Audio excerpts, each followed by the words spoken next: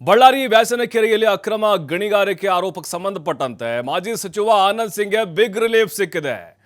ಆನಂದ್ ಸಿಂಗ್ ವಿರುದ್ಧದ ಎಲ್ಲಾ ಪ್ರಕರಣಗಳು ರದ್ದಾಗಿದ್ದಾವೆ. ಕೋರ್ಟ್ ಯಾವ ತೀರ್ಪನ್ನ ಕೊಡುತ್ತೆ ಅನ್ನುವಂತಹ ಕುತೂಹಲ ಇತ್ತು, ಜೊತೆಗೆ ಆತಂಕ ಕೂಡ ಇತ್ತು ಆನಂದ್ ಸಿಂಗ್ಗೆ. ಈಗ ಬಿಗ್ ರಿಲೀಫ್ ಅಂತ ಹೇಳ್ಬೋದು. ಅಕ್ರಮ ಗಣಿಗಾರಿಕೆಗೆ ಸಂಬಂಧಪಟ್ಟಂತೆ ಅವರ ವಿರುದ್ಧದ ಎಲ್ಲಾ ಪ್ರಕರಣಗಳು ರದ್ದಾಗಿದ್ದಾವೆ. ಅಕ್ರಮ ಗಣಿಗಾರಿಕೆ ಕೇಸ್ ರದ್ದುಗೊಳಿಸಿದ ಕೋರ್ಟ್. ಆನಂದ್ ಸಿಂಗ್ ಸೇರಿ ಎಲ್ಲ ಆರೋಪಿಗಳು ದೋಷ ಮುಕ್ತರಾಗಿದ್ದಾರೆ. ಜನಪ್ರತಿನಿಧಿಗಳ ಕೋರ್ಟ್ನಿಂದ ಈ ಒಂದು ಮಹತ್ವದ ಆದೇಶ ಹೊರಬಿದ್ದಿದೆ. ನ್ಯಾಯಮೂರ್ತಿ ಸಂತೋಷ್ ಗಜಾನನ ಭಟ್ ಅವರಿದ್ದ ಒಂದು ಪೀಠ ಈ ಆದೇಶವನ್ನು ಕೊಟ್ಟಿದೆ.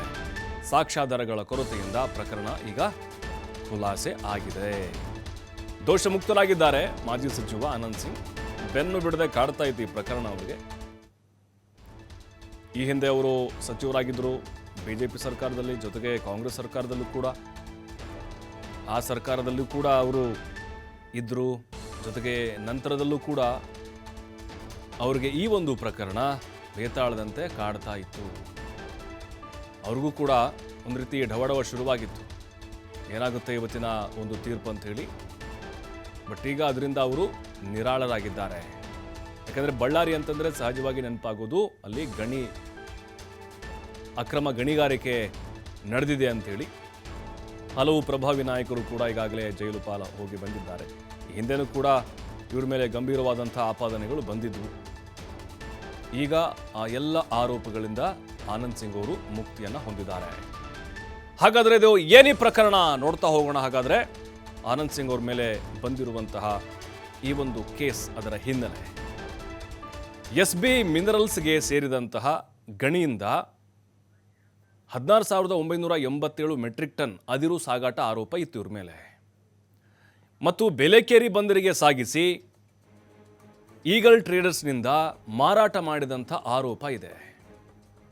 ರಾಯಲ್ಟಿ ಪಾವತಿ ಮಾಡದೆ ಸರ್ಕಾರಕ್ಕೆ 1.53 ಕೋಟಿ ನಷ್ಟ ಮಾಡಿದ ಆರೋಪವನ್ನು ಎದುರಿಸ್ತಾ ಇದ್ರು ಮಾಜಿ ಸಚಿವ ಆನಂದ್ ಸಿಂಗು, ಗೋಪಾಲ್ ಸಿಂಗು, ಪಾಂಡುರಂಗ್ ಸಿಂಗು, ನೈವೇದ್ಯ ಲಾಜಿಸ್ಟಿಕ್ಸು, ರಾಜೇಶ್ ಕೌಂಟೆ. ಗೋವಾ ಸರ್ಕಾರದಲ್ಲಿ ಸಚಿವರಾಗಿದ್ದಾರೆ ರೋಹನ್ ಕೌಂಟೆ. ಹಾಗೆ ವಿಜಯು, ರಾಜು ನಾಯರು, ರಿಯಾ ನಾಯರು, ಮೊಹಮ್ಮದ್ ಮುನೀರು, SB ಮಿನರಲ್ಸ್ ಆರೋಪಿಗಳು. ನೋಡಿ, ಇಷ್ಟು ಜನ ಇವ್ರ ಮೇಲೆ ಈ ಆರೋಪ ಕೇಳಿ ಬಂದಿತ್ತು. ರಾಯಲ್ಟಿಯನ್ನು ಕಟ್ಟದೆ ಸರ್ಕಾರದ ಬೊಕ್ಕಸಕ್ಕೆ ನಷ್ಟ ಮಾಡಿದ್ದಾರೆ ಅಂಥೇಳಿ, ಅಕ್ರಮ ಅದಿರು ಬೇಲೆಕೇರಿ ಬಂದರಿಗೆ ಸಾಗಾಟ ಮಾಡಿದ್ದಾರೆ ಅಂಥೇಳಿ.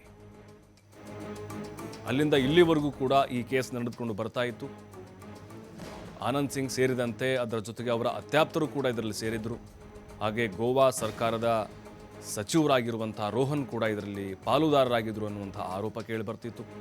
ಮೊಹಮ್ಮದ್ ಮುನೀರು, ಇನ್ನಿತರ ಆರೋಪಿಗಳು. ಅದರಲ್ಲೂ IPC ಸೆಕ್ಷನ್ 409 ನಂಬಿಕೆ ದ್ರೋಹ, 420 ವಂಚನೆ, 120B ಒಳಸಂಚು, ಅರಣ್ಯ ಕಾಯ್ದೆ ಕೇಸ್ ದಾಖಲಾಗಿತ್ತು. ಸಾಕ್ಷ್ಯಾಧಾರ ಕೊರತೆಯಿಂದ ಆರೋಪಿಗಳು ಈ ಪ್ರಕರಣದಿಂದ ಖುಲಾಸೆ ಹೊಂದಿದ್ದಾರೆ.